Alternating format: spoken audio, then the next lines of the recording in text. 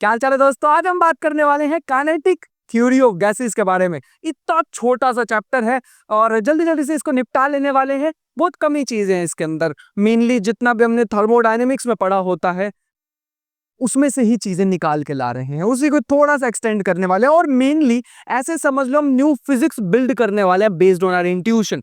मैं यहाँ पे पढ़ के सुनाना चाहूंगा कि मैंने लिखा क्या है, तो ध्यान से समझना। इस चैप्टर में हम क्या करने वाले हैं, a guided tour to KTG.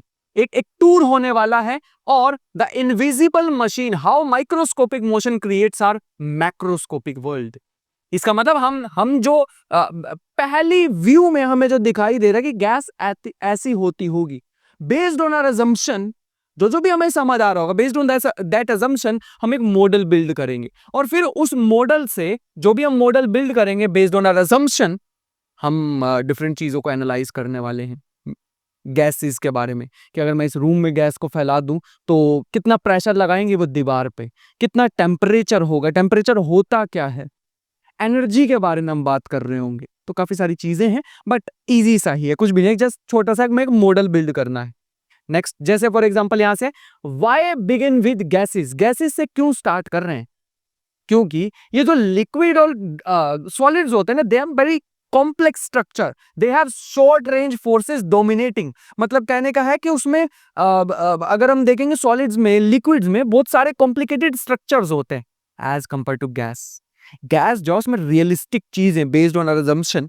मैंने काफी बारे वर्ड बोल दिया by the way assumption, but ये the behaviour of gas is based या governed by a simpler reality. बहुत इजी है इसको स्टडी करना as compare to solids and liquids. मतलब एक स्टडी होती है सुपर कंडक्टर्स, सुपर कंडक्टिविटी, क्या डीप स्टडी है बट बहुत इंटरेस्टिंग भी है। तो जब हम सॉलिड्स की तरफ जाते हैं तब भी काफी सारी ब्रांचेज आती है, जैसे सुपर कंडक्टिविटी मैंने बताया। और अगर हम लिक्विड्स की तरफ जाते हैं तो पूरी की पूरी फ्लूइड मैकेनिक्स, हमने तो थोड़ी सी पढ़ी थी लेकिन बहुत ज्यादा फ्लूइड डायनेमिक्स, हाइड्रोडायनेमिक्स आ जाती। गैसेस के बारे में अगर देखेंगे तो एट द मोमेंट जो एटलीस्ट हम पढ़ने वाले हैं वो काफी ज्यादा सिंपलर रियलिटी, बहुत ज्यादा सिंपल चीज होने वाली है। इसके बाद मैंने कुछ की इनसाइट्स यहाँ पे लिखे हैं जो कि तुम लोग रीड कर सकते हो। ठीक है, मैं आना चाहूंगा थोड़ा आगे। मैंने काफी बार बोल दिया है कि हम कुछ अजम्पशन मानने वाले। अजम्पशन कौन सी अजम्पशन, कैसी अजम्पशन, वो तो देख लें एक बार। हम मान के चलेंगे there are vast number of molecules of atom constant in motion. बहुत सारे मॉलिक्यूल्स होंगे और उन कांस्टेंट मोशन में इधर उधर भाग रहे होंगे। A gas consists of very large number of molecule, identical molecules in continuous and random motion. बहुत सारे मॉलिक्यूल्स होने वाले हैं, इस चीज का ध्यान रखेंगे। सारे के सारे मॉलिक्यूल्स से, ये हमारी असम्पशन है। एक मॉलिक्यूल से दूसरे मॉलिक्यूल पे जाएंगे तो कोई फर्क नहीं होगा, सब सेम होने वाले हैं। यहां बना के भी दिखा रखा है। और मोशन जो होगा वो कंप्लीटली रैंडम होगा, इस चीज का ध्यान रखेंगे। दूसरा, यहाँ पे नेग्लिजिबल वॉल्यूम होने वाली है। अगर इस रूम के कंपैरिजन में देखें तो मॉलिक्यूल का साइज नेग्लिजिबल, हम साइज के बारे में बात ही नहीं कर रहे होंगे। दूसरा, परफेक्टली इलास्टिक कोलिजन। अगर मेरे हाथ में एक मॉलिक्यूल होता, मैंने उसको 10 मीटर पर सेकंड की वेलोसिटी से फेंका, दीवार पे लग के वापस आएगा 10 मीटर पर सेकंड से ही। These are called elastic collisions. जितनी वेलोसिटी से जाएंगे उतनी वेलोसिटी से वापस, there is no loss of energy at all. ठीक है, उसके बाद अगर हम आ गए, नो इंटरमोलिकुलर फोर्सेस। दो मॉलिक्यूल्स के बीच में कोई फोर्स नहीं होगा। हमें पता होते हैं फोर्सेस, वंडर वॉल फोर्सेस वगैरह तुम लोगों ने पढ़े होंगे केमिस्ट्री में, but in this chapter we will assume कोई फोर्स नहीं है दो मॉलिक्यूल्स के बीच में। हम इग्नोर कर देंगे ग्रेविटी को, जो कि वैसे भी हम ग्रेविटी को कभी काम में लाते ही नहीं है। मॉलिक्यूलर लेवल पे नेग्लिजिबल ग्रेविटी होती है। तो दीज आर दी 5 assumptions जो हम ध्यान रखेंगे और इंपॉर्टेंट है। अगर हमसे एग्जाम में कभी पूछ लिया जाता है what are the assumptions of KTG, these are the 5 assumptions, 5 main assumptions of KTG. इसके बाद थोड़ा आगे बढ़ते हैं। नेक्स्ट हमारे पास आता है प्रेशर के बारे में कुछ बातें। तो मैं आना चाहूंगा वापस एक छोटी सी डेरिवेशन, क्योंकि हमें करनी है। Pressure exerted by an ideal gas on walls of container, walls of container। बस इतनी सी बात हम याद रखेंगे। तो हमें देखना बेस्ड ऑन दीज assumptions हम क्या निकाल पा रहे हैं। कोई भी एक कंटेनर पे लगने वाला, 1 सेकेंड, क्या हम निकाल पा रहे हैं प्रेशर जो किसी कंटेनर पे लग रहा है। ठीक है, वो हमें यहाँ पे निकाल के देखना है। ओके, लेट अस सी। ये हमारे पास अगर एक्स एक्सिस, ये हमारे पास है, अगर ये हमारे पास है जेड एक्सिस, थोड़ा उसमें एज्यूम करना 3 डायमेंशंस में कुछ इस तरीके से, और ये है हमारे पास वाई एक्सिस। पक्का क्लियर है? यहां तक कोई दिक्कत तो नहीं है? ठीक है। यहां पे अगर हमारे पास एक पार्टिकल है जो कि मूव कर रहा है लेट अस से एक्स एक्सिस की तरफ विद वेलोसिटी vx, y और z में इसकी कोई भी वेलोसिटी नहीं है, तो 0 0। ये हमारी पहली चीज है। बढ़िया, बहुत अच्छी बात है। अगर मुझे पहुंचना है प्रेशर तक, कैसे पहुंचा जा सकता? साइड में एक बार पहले मैप तो बना लेना, तभी तो डेरिवेशन करेंगे। प्रेशर के लिए मैं पहुंचूंगा फोर्स, क्योंकि force pressure equal to force by L, लेकिन फोर्स के लिए मैं मोमेंटम का यूज ले सकता हूं। मोमेंटम के लिए मुझे वेलोसिटी चाहिए होगी। देखा, वेलोसिटी से मोमेंटम, से फोर्स, से प्रेशर। प्रेशर होता है फोर्स बाय एरिया, फोर्स होता है change in momentum by time, momentum होता है मास इनटू वेलोसिटी। ये स्टेप्स हमारे होने वाले हैं, ठीक है। इस चीज का थोड़ा सा ध्यान रखना। तो मैंने सोचा पहले एक मैप बना देता हूं, फिर ही आगे बढ़ने का कोई फायदा होगा। पहली चीज। दूसरी चीज, हमने बात की आइडियल गैस की। अब आइडियल गैस क्या होता है उसको भी बता लेते हैं। आइडियल गैस का मतलब होता, अच्छा वो जो स्टेप्स लिखे थे जरूर नोट कर लेना, डेरिवेशन याद करने में थोड़ा हेल्पफुल होगा। आइडियल गैस मतलब जो भी गैस इस इक्वेशन को फॉलो कर ले, आइडियल गैस, ठीक है। PV is equal to NRT, pressure volume number of moles, number of moles, और एक हमारे पास होता है गैस कांस्टेंट। अगर हम कभी भी फॉर 1 मोल की बात करें,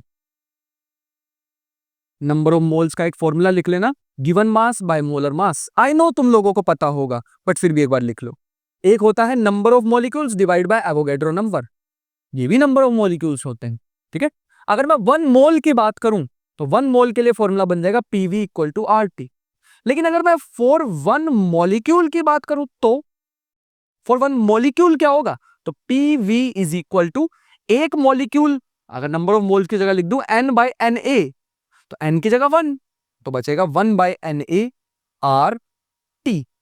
लेकिन ये जो r बाय एन ए है, हम इसको एक न्यू नाम दे सकते हैं। This will be called PV is equal to K B T, K B T. This is the formula for 1 molecule. इस चीज का थोड़ा ध्यान रखना होगा। This is an important formula. ये जो के बी टी है, this K B is called Boltzmann's constant, and the value is 1.38 10 की power -23 joule per kelvin. This is the value of Boltzmann constant. ये है 1 मोल के लिए और ये है 1 मॉलिक्यूल के लिए। बस इतना सा ध्यान रख लो, हमारा काम हो जाएगा इससे। 1 मोल 1 मॉलिक्यूल, ये पूरी कहानी थी। जो मुझे इस टॉपिक से पहले थोड़ा सा मैंने सोचा समझा देता हूं, तो ज्यादा हमारे लिए थोड़ा ब्यूटीफुल सा हो जाएगा टॉपिक। वापिस आते हैं अपने टॉपिक पे। पक्का ये कहानी समझ आ गई? गारंटी? चलो ठीक है, अपने टॉपिक पे वापिस आना चाहेंगे। पार्टिकल इधर मूव कर रहा है, मान लेते हैं ये हमारे पास वॉल है जिस पे टकराएगा। अभी अभी हमने जाना था कि जब भी पार्टिकल वॉल पे टकराएंगे, हमारी अजम्पशन थी, and the assumption was all collisions are elastic, जितनी वेलोसिटी से जाएगा उतनी वेलोसिटी से टकरा के वापस। तो अगर हम कभी चेंज इन मोमेंटम निकालना चाहते हैं, तो मुझे ऊपर कर देना चाहिए इसको। अगर हम कभी भी चेंज इन मोमेंटम निकालना चाहते हैं, तो मोमेंटम, चेंज इन मोमेंटम होता है final momentum minus initial momentum. इसको डेल्टा पी रहने दो, अभी ऐसे लिख ली, ठीक है। तो ये अपने पास आ जाएगा delta P is equal to P final minus P initial. अगर जाते हुए पॉजिटिव एक्स डायरेक्शन में जा रहा है, जाते हुए वेलोसिटी है पॉजिटिव, तो आते हुए नेगेटिव होगी। That means minus M V final velocity, और जाते हुए की इनिशियल थी पॉजिटिव, आते हुए थी नेगेटिव। ये तो बीच का नेगेटिव साइन है, चेंज वाला नेगेटिव साइन। फिर से बताने की कोशिश करता हूं। पार्टिकल को फेंका, जा रहा है एक्स एक्सिस की तरफ, तो पॉजिटिव मोमेंटम, आते हुए नेगेटिव मोमेंटम, तो हो जाएगा -2mv। पार्टिकल का मोमेंटम है बाय द वे, जो ट्रांसफर किया है वॉल। लेकिन हमने तो सुना है action equal to minus reaction. तुम किसी को चाटा मार के आओगे, वो भी मारेगा according to Newton's third law. तो अगर हम वॉल का मोमेंटम देखना चाहें, तो जस्ट इसका ऑपोजिट हो जाएगा, 2mvx, है ना। यही तो होगा, 2mvx हो जाएगा। बस इतनी सी बात थी, क्योंकि हम प्रेशर वॉल पे देखना चाह रहे हैं, तो मोमेंटम भी वॉल का ही चाहिए था। मोमेंटम मिल गया, आगे क्या करें? मोमेंटम के बाद हमारे पास स्टेप था फोर्स तक पहुंचने का, but wait a second, wait a second, ये क्या है? This is momentum of transferred to wall, transferred transferred to wall by one molecule. ये तो एक ही मॉलिक्यूल की बात हो रही है। Moving along positive X axis, moving along positive X axis. लेकिन एक सेकंड भाई, ये किसने डिसाइड किया कि पार्टिकल जो है वो सिर्फ एक्स एक्सिस में ही जा रहा होगा और एक्स एक्सिस में भी पॉजिटिव एक्स एक्सिस की तरफ ही जा रहा होगा? ये किसने डिसाइड किया? है ना? पार्टिकल के पास चॉइस है, कहीं भी जा सकता है एक्स वाई जेड में, और उसमें भी पॉजिटिव में जाए नेगेटिव में जाए। तुमने हवा में एक मॉलिक्यूल को छोड़ा, जरूरी है वो एक्स एक्सिस की तरफ जाएगा? नहीं, है ना? इसका मतलब हमें नंबर ऑफ मॉलिक्यूल्स निकालने होंगे। अभी तो ये एक पार्टिकल के कारण है, हमें नंबर ऑफ मॉलिक्यूल्स निकालने होंगे, तो बनेगा number of molecules moving along X axis. याद रखना, मैं सिर्फ बात कर रहा हूं एक्स एक्सिस की, पॉजिटिव नेगेटिव नहीं अभी मैंने बात की।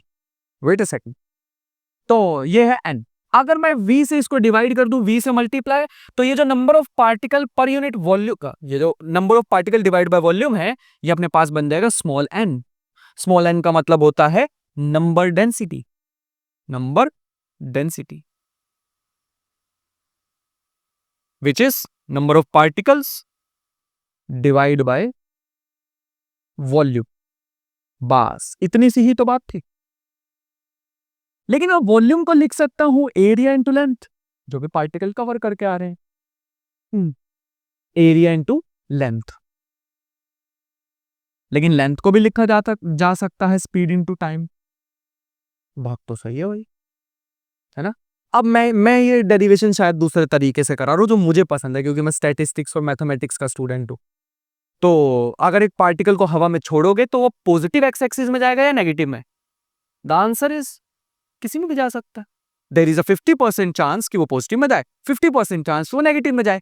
That means number of molecules moving along positive X axis अगर मुझे लिखना होगा, number of molecules moving along positive X axis, वो कैसे लिखूंगा मैं? जो पॉजिटिव एक्स एक्सिस की तरफ मूव करे, तो half of the particle positive में जा रहे होंगे। दैट इज इट, खत्म।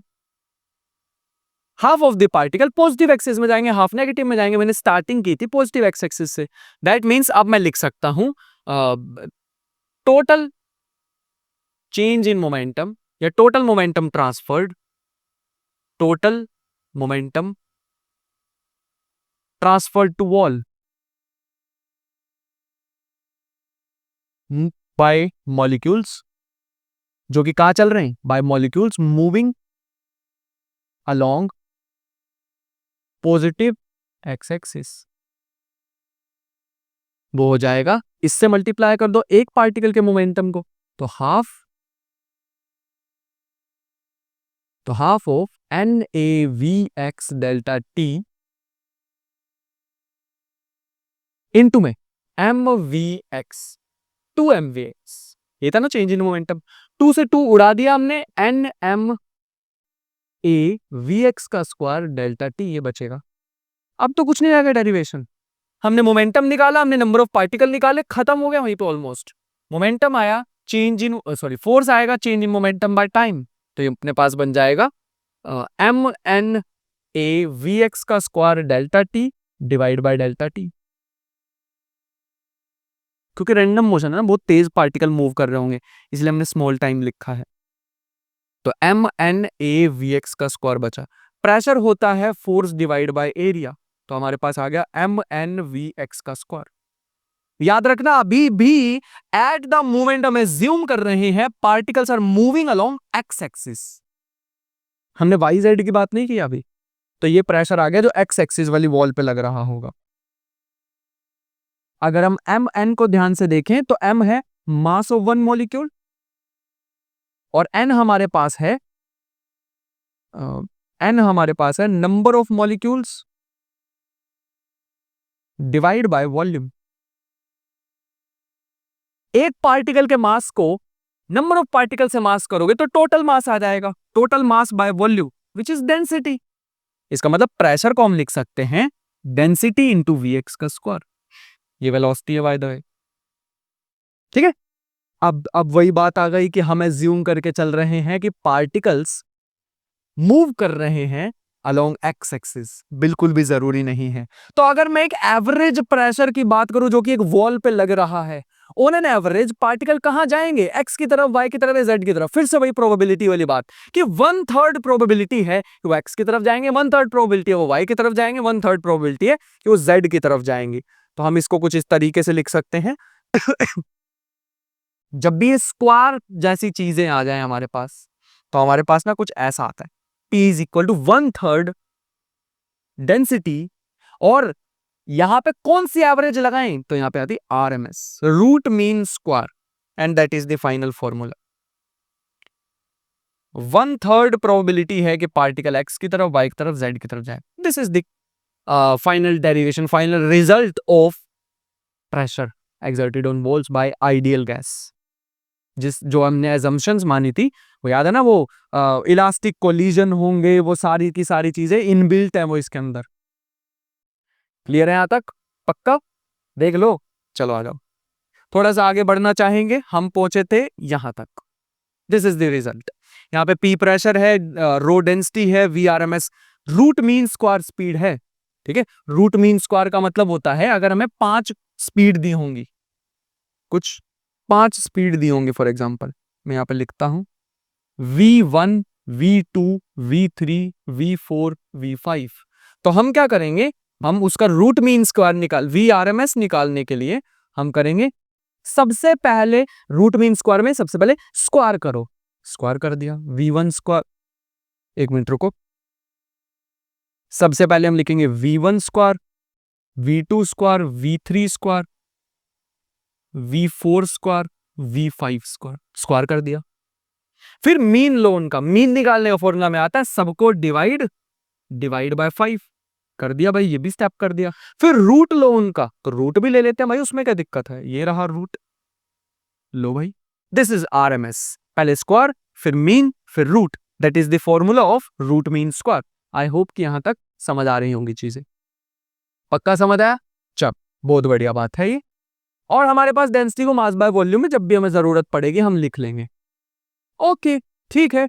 अगर हम वापिस आना चाहें अपनी शीट पे, इस फॉर्मूला को ना थोड़ा और एनालाइज करने की जरूरत लग रही है, एंड दैट इज कि हम इसको अगर ऐसे लिख लें, अगर हम इसको ऐसे लिख ले P, अगर हम इसको कुछ ऐसे लिख ले कि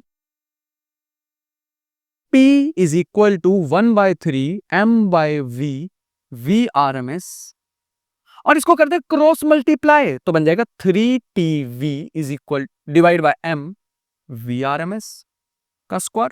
तो V RMS, अगर हमसे कोई आज के बाद RMS वेलोसिटी पूछ लेगा भाई, हम यहीं से ही निपटा देने वाले हैं, खत्म, यहीं से ही निपटा देंगे।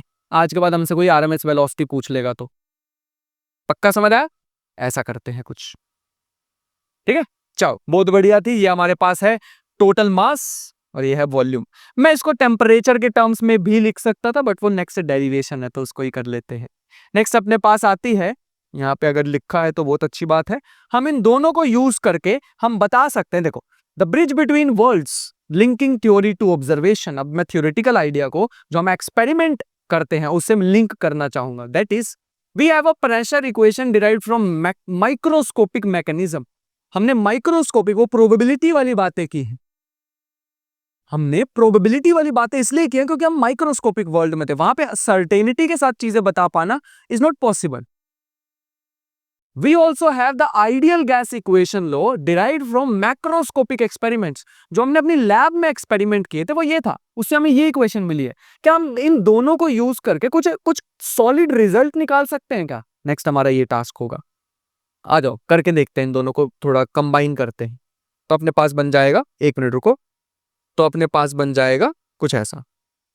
अगर हमें पता है P is equal to 1/3 density VRMS का स्क्वायर है, तो P is equal to 1/3 rho, इसको लिख सकते हैं M/V VRMS का स्क्वायर। बाय द वे, कभी कभी ये डेरिवेशन आ जाती है जो हम करने वाले हैं, ये डेरिवेशन आ जाती है average kinetic energy per molecule, ये निकालने के लिए हमें बोल देंगे, ठीक है। बट हमें फिलहाल के लिए छोटी सी डेरिवेशन है, उसको निपटा लेते हैं, M V R M S का स्क्वायर। लेकिन अभी अभी तो हमें पता है, we know that PV is equal to क्या होता है, PV is equal to NRT, number of molecules, R T put कर दो, तो NRT is equal to 1/3 M V R M S का square. Wait a second, wait, n constant, r constant, m constant, 1/3 constant, that means t is directly proportional to vrms का square, या फिर v is directly proportional to square root of t। wait a second, इसका मतलब है temperature का मतलब होता है चलना of particles, temperature equal directly proportional to motion. यही यहां पे लिखा भी था, देखो ये जो फाइनल रिजल्ट हमने निकाल रखा है, दिस टेम्परेचर इज मोशन। हमें एक बड़ा ही स्टनिंग, बड़ा ही ज्यादा इंपॉर्टेंट, बड़ा ही इंपॉर्टेंट रिजल्ट हमें यहाँ पे दिख रहा है कि जो एवरेज वेलोसिटी है उसके प्रोपोर्शनल है टेम्परेचर, यहाँ लिखा भी होगा। The abstract concept of temperature is revealed to be a direct measure of average kinetic energy of the gas molecules. हमने वो 5 अजम्पशन मानी थी, उसके बेस्ड पे ही चल रहे हैं बाय द वे अभी हम। और एक इक्वेशन एक्सपेरिमेंट से मिली थी, पीवी इक्वल टू एनआरटी। इन दोनों का यूज करके हमें इतना बड़ा रिजल्ट पता लगा कि टेम्परेचर का मतलब सिर्फ इतना ही है कि पार्टिकल्स मूव कर रहे हैं, पार्टिकल्स मोशन में हैं, दैट इज टेम्परेचर। टेम्परेचर मतलब मोशन। तुम्हें बुखार है या फिर किसी चीज में ज्यादा टेम्परेचर है, मतलब वो उसके मॉलिक्यूल्स ज्यादा रैंडमली मूव कर रहे हैं, दैट इज इट। ये था अपने पास एक इंपॉर्टेंट रिजल्ट। बट यहां से काइनेटिक एनर्जी भी हम निकाल सकते हैं इस रिजल्ट से, ठीक है। चलो निकालने की कोशिश करते हैं। nRT इज इक्वल टू 1, 3 को उधर भेज दो तो 3, 2 से दोनों साइड डिवाइड कर दो तो ये बन गई काइनेटिक एनर्जी भी। But this is average kinetic energy, क्योंकि वेलोसिटी भी तो एवरेज है ना यार, है ना, एवरेज। तो average kinetic energy is equal to 3/2 nRT। लेकिन बोला तो हमने तो average kinetic energy per molecule निकालो, एक मॉलिक्यूल की निकालो, है ना, एक मॉलिक्यूल की बोली गई थी। That means average kinetic energy is equal to 3/2 for 1 molecule होगी 1/NaRT। एक मॉलिक्यूल के लिए वो नंबर ऑफ मोल्स का फॉर्मूला लगा दिया ना, n/Na, n की जगह 1, एक मॉलिक्यूल। तो average kinetic energy for 1 molecule, यहां भी मुझे लिखना चाहिए था फॉर 1 मॉलिक्यूल, ठीक है, लिख देता हूं। तो ये बन जाएगा 3/2, इसका भी नाम बताया था, के Boltzmann constant. This is the formula. Average kinetic energy of 1 molecule is this. Average kinetic energy per molecule 3/2 kT। क्या ये कोइंसिडेंट है ये 3 आना यहां पे? The answer is no. ये 3 आने का मतलब है एक पार्टिकल के पास इक्वल अमाउंट ऑफ एनर्जी होती है, मतलब half KBT,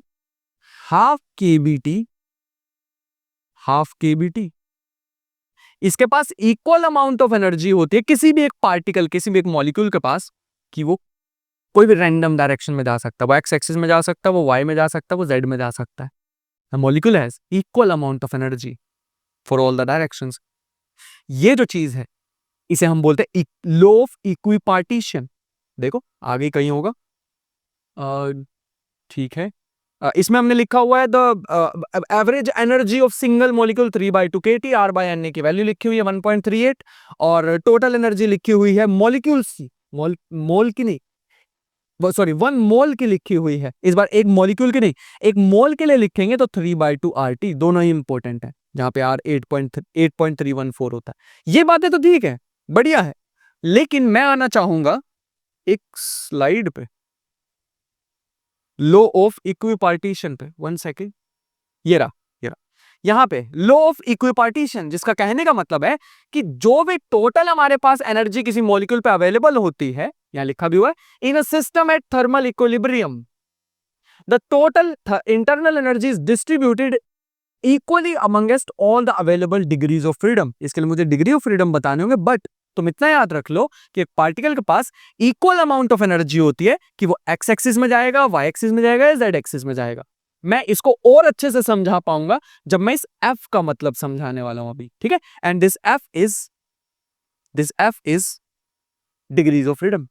degree of freedom भी कोई बहुत लंबी चौड़ी बात नहीं, इसका मतलब है a molecule can store energy in more ways than just moving place to place. सिर्फ ट्रांसलेशन की जगह और भी तरह से एनर्जी को स्टोर कर सकता है, डिपेंडिंग ऑन किस तरह का मॉलिक्यूल है ना, वो भी डिपेंड करेगा। और द यहां पे लिखा है ट्रांसलेशन के अलावा it can also rotate and vibrate. जब तुम टेम्परेचर को बढ़ाओगे तो जब तुम हीट जैसी एनर्जी ट्रांसफर करोगे, पार्टिकल्स वाइब्रेट भी करेंगे। लेकिन अगर थोड़ी देर के लिए टेम्परेचर को हटा दो, वाइब्रेशन को हटा दो, फिर भी और तरह से एनर्जी स्टोर कर सकता है, रोटेशन कर सकता है मॉलिक्यूल, डिपेंडिंग ऑन किस तरह का मॉलिक्यूल है। The degrees of freedom represents the number of independent ways a molecule can possess energy। कितनी तरह से वो एनर्जी अपने पास रख सकता है, कितने वेज में यूज कर सकता है वो एनर्जी, उसे हम डिग्रीज ऑफ फ्रीडम बोलते हैं, ठीक है। यहाँ पे फॉर्मूला भी लिखा है डिग्रीज ऑफ फ्रीडम का, 3n-k। n is number of molecules या number of particles, k is the number of independent constraint और बॉन्ड्स बिटवीन देम, कितने बॉन्ड्स हैं उनके बीच में। जैसे फॉर एग्जांपल अगर मैं बात करूं एक हीलियम की, हीलियम का मतलब है हमारे पास ये है मोनोएटॉमिक मॉलिक्यूल। मोनोएटॉमिक मतलब सिंगल है, ये हम लोगों की तरह सिंगल मॉलिक्यूल, ठीक है। तो इसमें हमारे पास सिर्फ ट्रांसलेशनल हो सकती है, कोई रोटेशन नहीं हो सकती है। तो अगर मैं इस डिग्री ऑफ फ्रीडम वाले में डालूं, इसका कोई बॉन्ड तो नहीं है, तो ये 0, और 3 × 1 कितना होता है 3, तो इसके 3 डिग्रीज ऑफ फ्रीडम हो सकते हैं। या ये एक्स में जा सकता है, या ये वाई में जा सकता है, या ये जेड में जा सकता है। These are the 3 degrees of freedom. और सभी डायरेक्शन में मूव करने की इक्वल अमाउंट ऑफ एनर्जी इसके पास अवेलेबल है, ठीक है। मैं आगे आना चाहूंगा इसमें, यहाँ पे लिखा है मोनोटॉमिक का एग्जाम्पल, हीलियम हो सकता है, आर्गन हो सकता है, can move only along X Y Z axis. हालांकि हम अभी फिलहाल के लिए एट द मोमेंट वो टेम्परेचर वाली बात साइड पे रख रहे हैं, हम मान के चल रहे हैं कि फिलहाल के लिए हम कोई वाइब्रेशनल डिग्री ऑफ फ्रीडम इसमें इंक्लूड नहीं कर रहे हैं, ठीक है। अगर हम डायटोमिक की बात करें तो तुम लोग देख पा रहे हो इस बार रोटेशंस भी होंगी, है ना, इस बार रोटेशन भी इंक्लूड हो जाएंगी। 3 ट्रांसलेशनल होंगे, 2 रोटेशनल होंगे। एक तो इस डायरेक्शन में रोटेट कर सकता है, एक इस डायरेक्शन में रोटेट, एक ये 2 रोटेशन भी आ जाएंगी। लेकिन एक बॉन्ड भी तो है ना इनके बीच में, दूर तो नहीं भाग सकते ना। एक बॉन्ड की वजह से, कहां गया, एक बॉन्ड की वजह से, ये जो बॉन्ड है हमारे पास, इस बॉन्ड की वजह से एक रिस्ट्रिक्शन इसमें आ गई है, एंड दैट इज व्हाई एक डिग्री ऑफ फ्रीडम इसका कम हो गया। वैसे होना चाहिए था F = 3n-k, 3 × 2 number of particles, और k की जगह 1 लिखना पड़ेगा, एक बॉन्ड आ गया इसमें। तो कितने हो गए टोटल 5। बाय द वे ये 5 हैं रोटेशनल प्लस ट्रांसलेशनल। वाइब्रेशन के 2 यहां पे मैंने लिखा, अभी बताता हूं, वाइब्रेशन की वजह से और आ जाता है डिग्री ऑफ फ्रीडम। वाइब्रेशन करने के लिए भी एक्स्ट्रा एनर्जी आ जाती है। फिलहाल के लिए इन डायग्राम्स को थोड़ी देर के लिए इग्नोर करना पड़ेगा, क्योंकि 3D लग नहीं रहे, लग रहे हैं तो जरूर इनको देखना। नेक्स्ट हमारे पास आते हैं ट्रायटॉमिक मॉलिक्यूल्स। ट्रायटॉमिक का मतलब होता है, इसमें भी 2 कैटेगरीज होती हैं, मैं इसमें शायद डालना भूल गया हूं, बट ट्रायटॉमिक मॉलिक्यूल्स भी हमारे पास होते हैं। ट्रायटॉमिक में होता है एक लीनियर, जिनका लीनियर स्ट्रक्चर होता है कुछ इस तरीके से, एक बॉन्ड यहां पे है, एक रिस्ट्रिक्शन यहां है, एक रिस्ट्रिक्शन यहां है। दैट मीन्स इसके डिग्री ऑफ फ्रीडम हो जाएंगे 3 × 3 - 2 which is 7 degrees of freedom linear triatomic के। नॉन लीनियर के हमारे पास हो जाएंगे F। नॉन लीनियर मतलब कुछ ऐसा, ये रहा हाइड्रोजन, ये रहा हाइड्रोजन, ये रहा ऑक्सीजन, तो एक ये रहा बॉन्ड, एक ये रहा बॉन्ड, एक ये रहा बॉन्ड। नॉन लीनियर मतलब एक लाइन में नहीं है ये, तो इस बार हो जाएगा 3 × 3 - 3, 3 बॉन्ड है इसमें, तो ये बन जाएगा 6। तो 6 डिग्री ऑफ फ्रीडम होते हैं इसके लिए, 3 रोटेशनल, 3 ट्रांसलेशनल। इसके एग्जाम्पल लिखे हमने H2O, इसका हो सकता है CO2। आई होप यहां तक समझ आ गई हो बात, बढ़िया। इसके बाद मैं एक पॉइंट कह रहा था पढ़ाने के लिए, वो चीज यहां पे लिखिए। At very high temperature diatomic and linear atomic molecule gain 2 extra degrees of freedom making F = 7 for example इसके लिए। और इसमें भी 2 ऐड कर दो, जिसकी भी बात कर रहे होंगे, लीनियर की बात करोगे या नॉन लीनियर की, 2 उसमें ऐड कर देना, ठीक है। बट हमें जरूरत ज्यादा नहीं पड़ने वाली है इनकी वाइब्रेशनल की, हमारे दिमाग में होना चाहिए, क्योंकि एमसीक्यू बन के तो आ ही सकता है, एमसीक्यू बन के हमारे सामने आ सकता है, इसलिए हमारे लिए जरूरी है। मेक श्योर इसका ध्यान रखेंगे, ठीक है, बढ़िया बात थी। नेक्स्ट हमारे पास आगे बढ़ते हैं, इस पे वापस आते हैं। अगर मैं बात कर रहा हूं मोनोएटॉमिक मॉलिक्यूल्स की, तो बहुत अच्छी बात है। मोनोएटॉमिक मॉलिक्यूल्स के मैं बात करूंगा तो आंसर आएगा इसकी इंटरनल एनर्जी या फिर एनर्जी की अगर हम बात करें तो हमारे पास होगी 3/2 केबीटी। एक मोनोएटॉमिक मॉलिक्यूल्स के पास 3 डिग्री ऑफ फ्रीडम होता है। लेकिन अगर मैं डायटोमिक की बात करूंगा तो 5, ट्रायटोमिक की बात करूंगा तो 6 या 7। बट हमारे लिए इंपॉर्टेंट फॉर्मूला जो निकल के आ रहा है वो ये वाला है, which is this one. Internal energy is equal to F/2 nRT। अगर हम n नंबर ऑफ मोल्स के लिए टोटल एनर्जी देखना चाहेंगे, this is the energy. But मेरे पास ना इससे इंपॉर्टेंट एक डेरिवेशन है, एंड दैट इज एनर्जी का एटलीस्ट हमें फॉर्मूला तो मिला। Energy is equal to F/2 nRT, energy for n moles. और सभी भाई साहब इक्वली डिवाइड होंगी, वो भी ध्यान रखना, ठीक है, बढ़िया। अगर हम देखें एनर्जी फॉर 1 मोल तो अपने पास आ जाएगी F/2 RT। ये भी हमें समझ आता है। एक मिनट, वीडियो चल रही है वरना पूरा ही बढ़ता बन जाता है ना, पढ़ाते रहते और रिकॉर्डिंग हो नहीं रही। This is F/2 RT। अगर हम देखेंगे एनर्जी फॉर 1 मॉलिक्यूल तो क्या होगा, 1 मॉलिक्यूल के n की जगह पुट करना होता है 1/Na। तो अपने पास ऐसा कुछ बनेगा, R/Na को K लिख सकते हैं, अब काफी बार लिख दिया है इसीलिए मैं डायरेक्ट लिख रहा हूं। This is the formula. समझ आया पक्का, बहुत बढ़िया। नेक्स्ट हमारे पास इसमें टास्क आता है कि अब हमने इतनी सारी चीजें निकाल दी हैं, तो गैस के बारे में एक इंपॉर्टेंट और कैरेक्टरिस्टिक होती है, which is Cp and Cv।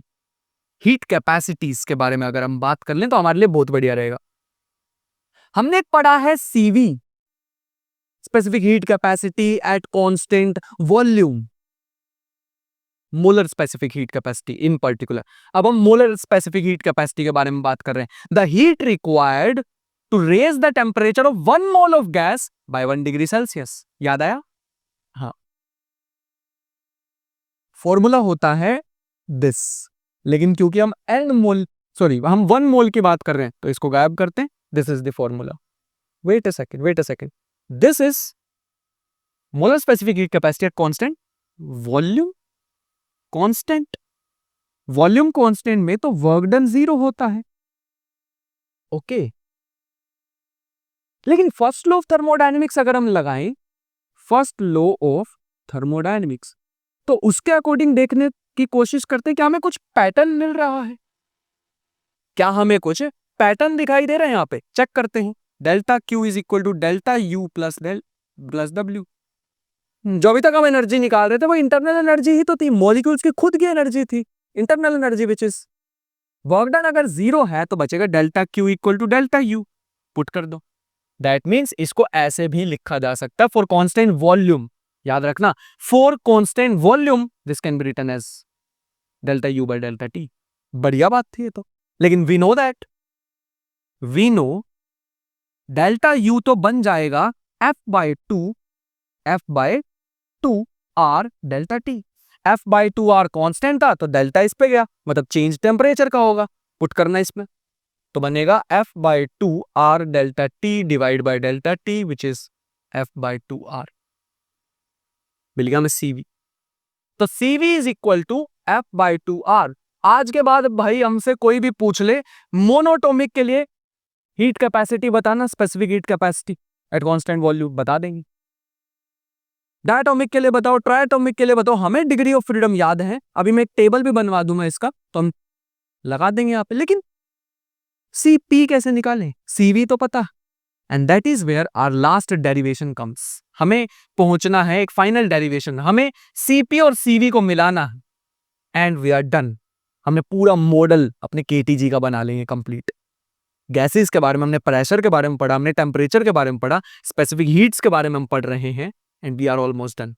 We are almost done. बस हमारे पास एक चीज रह गई है, which is Mayer's relation, and that is Cp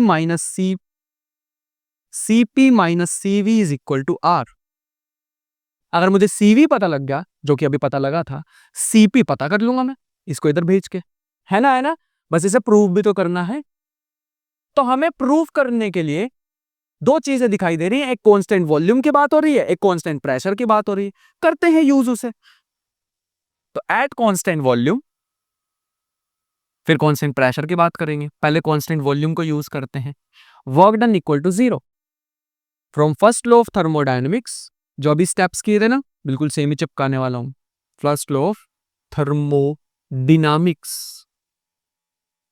first law of thermodynamics कहता है delta Q equal to delta U plus W, W गया तो डेल्टा क्यू बचा delta U. This implies C V is equal to delta Q by delta T, या फिर इसे हम लिख सकते हैं delta U by delta T. Delta Q की वैल्यू यहां पटक दी, मतलब डेल्टा यू हमें मिल गया C V delta T, that is equation number 1। Delta U की वैल्यू मिल गई, देखना अभी काम आएगी, देखते जाओ। अब जितना कर सकते थे भाई कर लिया, इससे ज्यादा कुछ नहीं कर पाएंगे कांस्टेंट वॉल्यूम का यूज करके। एट कांस्टेंट प्रेशर को चलते हैं, at constant pressure C work done होता है पी डेल्टा वी। सुनिए क्या ये बात, सुनी हुई ना, लास्ट चैप्टर में बताई थी। फॉर्मूला याद रखा करो यार, देखो है ना, पी डेल्टा वी। बढ़िया। अगर हम फिर से फर्स्ट लॉ ऑफ थर्मोडायनेमिक्स लगाएं, from first law of thermodynamics, तो बन जाएगा delta Q is equal to delta U plus W. फिर से, लेकिन इस बार delta Q is equal to delta U plus P delta V, है ना। बढ़िया, बहुत अच्छी बात है। वी नो सी पी भी तो होता है, मैंने बताया तो था, सी पी होता है delta Q by delta T. अरे इन दोनों में delta Q by delta T, इन दोनों इक्वेशंस में, इसमें और इसमें क्या फर्क है? सिर्फ इसमें कांस्टेंट प्रेशर है, इसमें वॉल्यूम है। डेफिनेशन वही है, डेफिनेशन बिल्कुल सेम है। The amount of heat required to raise the temperature of 1 mole of gas by 1 degree Celsius at constant volume at constant pressure, इतना ही फर्क है, बाकी सेम है। 1 मोल के लिए डेल्टा क्यू बनेगा सीपी डेल्टा टी, पुट कर दो। दिस इंप्लाइज इक्वेशन नंबर 2 है, तो फ्रॉम 2 बन जाएगा डेल्टा क्यू की जगह CP delta T is equal to delta U plus P delta V. CP, इसकी भी तो वैल्यू पता है ना, यहां से डेल्टा यू पुट करते हैं, और थोड़ा थोड़ा दिख रहा होगा डेरिवेशन, है ना, सॉरी रिजल्ट आता हुआ। CP delta T is equal to CV delta T plus P delta we.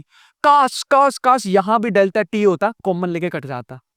And पूरा का पूरा चैप्टर हमारे पास एक मॉडल है बेस्ड फॉर, मॉडल किसके लिए, किसके लिए हम पूरी थ्योरी बना रहे हैं? आइडियल गैस के लिए। तो जब कुछ ना काम आए, आइडियल गैस इक्वेशन 1 मोल के लिए PV equal to R T for 1 mole, this is the case. पूरे में 1 मोल ही तो चल रहा है। अगर हम बात करें एट कांस्टेंट प्रेशर, जिसमें भी हम चल रहे हैं, तो प्रेशर अगर कांस्टेंट है तो चेंज होगा वॉल्यूम, जिसके साथ चेंज होगा टेम्परेचर, क्योंकि आर भी कांस्टेंट है, प्रेशर तो कांस्टेंट है, constant pressure. Isobaric process, isochoric process, याद आया? तो पुट कर दो, C P delta T is equal to C V delta T plus R delta T. दोनों साइड से डेल्टा टी कॉमन लेके कटेगा, एंड फाइनल हमारे पास बचेगा C P is equal to C V plus delta T, which is Cp minus Cv is equal to R. That is the final result. समझ आया? पक्का? हमने क्या किया, एक बार फिर से समझ लो। हमने एक बार रखा है कांस्टेंट वॉल्यूम और उसमें चीजें निकाली ही, फर्स्ट लॉ ऑफ थर्मोडायनेमिक्स को यूज किया है। और ये CpCv जो है ना, ये अपने पास इंपॉर्टेंट चीज है यार, इसको मत भूल जाना। ये जो CpCv है ना, इनकी डेफिनेशन याद रखो, थर्मोडायनेमिक्स में भी इंपॉर्टेंट था और यहां भी इंपॉर्टेंट है। ऐसे हमारे पास Cp, हमने पहले कांस्टेंट वॉल्यूम में सारा काम करा, कांस्टेंट प्रेशर में करा। यूज हमारी हमेशा आती है at the end of the day, हमारे काम आइडियल गैस इक्वेशन ही आती है। Ideal gas equation is very important for us. जब कुछ ना काम आए तो ये काम आएगा। पक्का क्लियर है यहां तक? ठीक है। और फाइनली एक टेबल बनाना चाहेंगे, gas degrees of freedom CV which is F/2R CP which is F/2R plus R। सोचो जरा ये कहां से आया? अभी आया था ना CP minus CV equal to R, तो CV को राइट साइड ले आओ तो ये बन जाएगा, CV को राइट साइड ले आओ, और गामा होता है CP/CV which is adiabatic ratio. याद है ना पिछले चैप्टर में पढ़ा था, एडियाबैटिक गैस PV की power gamma equal to constant, वो वाला गामा। अब बेचारे की बारी आई है इतनी देर बाद, इसके बारे में कुछ पढ़े। गैस है मोनोएटॉमिक, गैस है डायाटॉमिक, और फिर है ट्रायाटॉमिक, जिसकी दो कैटेगरीज हमने पढ़ी हैं, एक है लीनियर और एक है नॉन लीनियर। मोनोटॉमिक के लिए 3, इसके लिए 5, इसके लिए 7, इसके लिए 6। यहां पे हमारे पास देखेंगे 3/2R, 5/2R, 7/2R, इसके लिए देखेंगे 6/2R, और ये हमारे पास बस R प्लस करते रहो। 3/2R प्लस R कितना होता है? 5/2R, 7/2R, 9/2R, और ये हो जाएगा 8/2R। एंड देन CP/CV, इसमें इसको डिवाइड कर दो तो 5/3, 7/5, 9/7 एंड 8/6। खत्म, इतना ही था। 5/3 कितना होता है? 1.66, नहीं होता ना? हाँ। 7/5 कितना होता है? 1.2, सॉरी 1.4, 1.66, 1.4। ये अगर करके देखेंगे तो 1.2 बचेगा, दैट मीन्स 7 दूनी 14, और फिर बचेगा 7 दूनी 14, और बचेगा 6, 7, 42, 8, 1.28, चेक कर लेना। एंड देन लास्ट वाला 4/3 which is 1.33, and that is it. ये था हमारे पास। इसमें देखते हैं, चेक करते हैं, कुछ और तो नहीं हमारा रह रहा है। टेबल हमने बना लिया है, और मोलिकुलर स्पीड के भी बारे में हमने स्टार्टिंग में ही बात कर ली थी। इसमें छोटे छोटे से क्वेश्चन बन जाते हैं कि वही कंपैरिजन वाले क्वेश्चन अब हमने काफी सारे निपटा लिए हैं। मैं इसकी वीडियो की लेंथ जितना हो सके छोटी करने की कोशिश कर रहा हूं, इसलिए यहाँ पे न्यूमेरिकल्स उतने नहीं ले पाऊंगा। अगर हमें आर्गन और नियोन का फॉर एग्जांपल पूछ लिया, RMS वेलोसिटी का रेशो बताओ, तो क्या करेंगे? मास से डिवाइड कर देंगे। याद है ना, अभी अभी बताया था कुछ ऐसा सा फॉर्मूला, है ना? एट द सेम टेम्परेचर अगर हमसे पूछा है, एक मिनट रुको, एक मिनट रुको, ये कौन सा फॉर्मूला, इसमें ये कौन सा मास है और ये कौन सा मास, ये सोचना। यहां पे जो स्मॉलर मास है, मास ऑफ वन मॉलिक्यूल है। जब भी K आ जाए तो मॉलिक्यूल की बात हो रही है। यहां पे अगर R आ जाए तो ओरिजिनल मास की, मोलर मास की बात हो रही है। ठीक है, ये ध्यान रखना। Molar mass, mass of one molecule, बस इतनी सी बात। पक्का क्लियर हुआ? Molar mass, mass of one molecule, बस इतनी सी बात। जैसे यहां पे हमें सेम टेम्परेचर कहा है तो हमने मास ऑफ वन मॉलिक्यूल रख दिया है। क्लियर? ठीक है, बढ़िया। तो ये हमारे पास एक छोटा सा क्वेश्चन था, और एक हमारे पास आता है अ डोज ऑफ रियलिटी।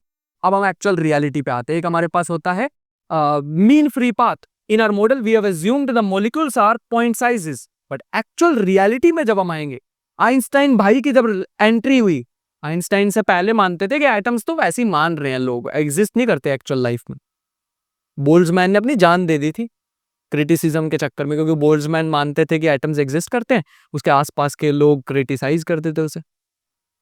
बट बाद में आइंस्टाइन ने कुछ ही साल बाद प्रूव कर दिया, कि प्रूव करने का मेथड बता दिया कि मॉलिक्यूल्स तो सॉरी एटम्स तो होते हैं, वही एग्जिस्ट करते हैं।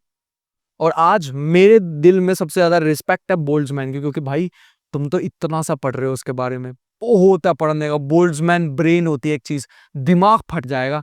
मतलब तुम लोग मेरे इंस्टाग्राम पे जाना, पिन रील देखना, पिन पिन की हुई है पहली रील, बोल्ट्जमैन ब्रेन, दिमाग फट जाएगा भाई।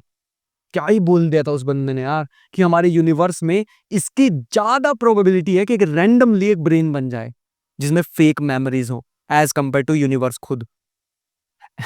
रुको रुको, इजी करके बताता हूं। हमारे पूरे यूनिवर्स में इसकी ज्यादा प्रोबेबिलिटी है कि एक ब्रेन बन जाए, ऐसी अपीयर हो जाए अपने आप, with some fake memories, as compare to एक न्यू यूनिवर्स का बनना। इसका मतलब शायद शायद हम बोल्ट्जमैन ब्रेन है, जितनी भी हमारे अंदर मेमोरीज है वो फेक है, वो अभी बनी थी, और ये जो भी हम देख रहे हैं वो सब सब पहले ही फीडेड था उसके अंदर। जो भी अब तक हमारी सारी लाइफ में हुआ है वो सब फेक मेमोरीज हैं। वेट, वापिस आते हैं।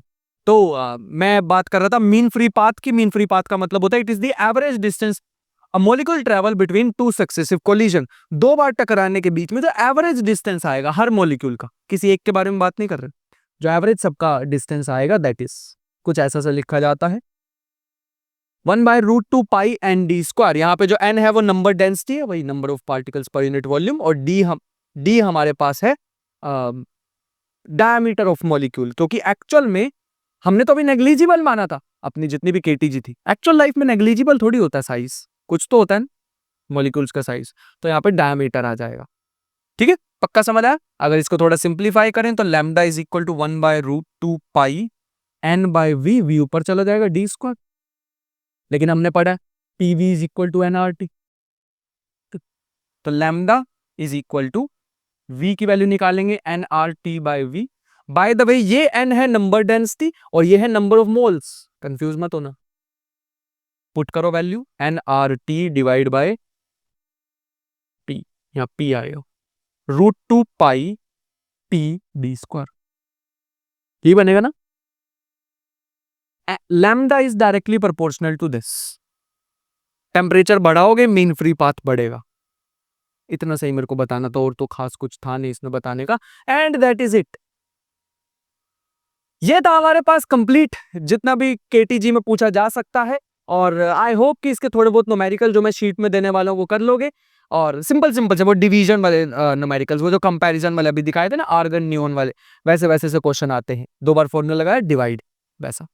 तो मिलते हैं नेक्स्ट लेक्चर में अपना वेव्स एंड ऑसिलेशन चैप्टर में। तब तक के लिए अपने ख्याल रखो, पढ़ाई करते रहो, मेहनत करो। मिलते हैं नेक्स्ट वीडियो में, बाय बाय।